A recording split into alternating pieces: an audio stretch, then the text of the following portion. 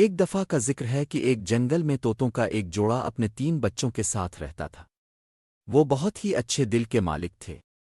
طوطا ہر کسی کی مدد کرتا تھا اور کسی کو نہ نہیں کرتا تھا۔ ان کا ایک دوست تھا جو کہ ایک سبز طوطا تھا۔ ایک دن اس نے ان سے کہا کہ سنا ہے کہ اس بار بارش بہت تیز ہوگی تو اپنا گھونسلہ مضبوط کر لینا۔ کچھ دن بعد طوطا کھانے کی تلاش میں جا رہا تھا تو مینا بولی کہ گھونسلہ بھی مضبوط کرنا ہے۔ طوطا بولا کہ میں واپس آ کے ٹھیک کر دوں گا۔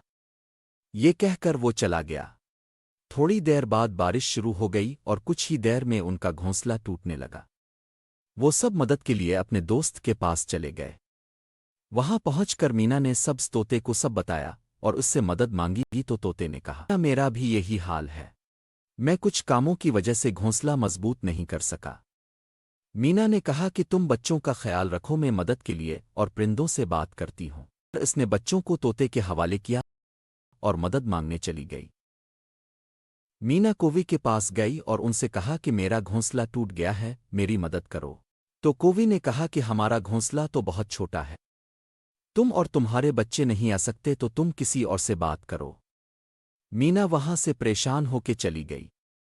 اس کے بعد وہ لال چڑیا کے پاس گئی اور اس سے مدد کی بات کی تو لال چڑیا نے کہا کہ میرا گھونسلہ تم جیسے بڑے پرندے کے لیے نہیں ہے، تم کسی اور کے پاس جاؤ۔ مینا وہاں سے بھی پریشان ہو کے چلی گئی۔ مینا وہ آپس بچوں کے پاس آ گئی اور آ کے سبز طوطے کو سب بتایا۔ سبز طوطے نے کہا کہ آؤ کوئی جگہ ڈھونڈتے ہیں جہاں ہم بارش سے بچ سکیں۔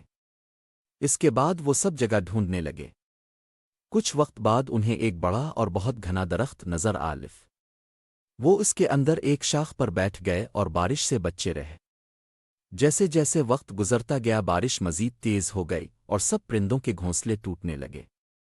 وہ سب مدد کے لیے نکل پڑے اور مدد کی آوازیں نکالنے لگے۔ تھوڑی دیر بعد مینا کو پرندوں کی آوازیں سنائی دینے لگیں۔ اس نے سبز طوطے سے کہا کہ تم بچوں کا خیال رکھو، میں ان کی مدد کرتی ہوں۔ وہ گئی اور آگے کوے اور لال چڑیا کو دیکھا جو ایک ٹہنی پر نا امید ہو کر بیٹھے تھے۔ وہ انہیں کے پاس گئی اور انہیں بھی درخت میں لے۔ کوے نے کہا مجھے معاف کر دو، میں نے تمہاری مدد نہیں کی، میں خود غرض ہو گیا تھا۔ لال چڑیا نے بھی کہا کہ مجھے بھی میری خود غرضی کے لیے معاف کر دو۔ مینا نے انہیں معاف کر دیا اور جب طوطے کو واپس آ کر سب پتہ چلا تو اس نے کہا کہ ہم مل کر رہے تو تب ہی مضبوط بنیں گے۔ اس کے بعد سب نے ایک دوسرے کی مدد کرنے کا وعدہ کیا۔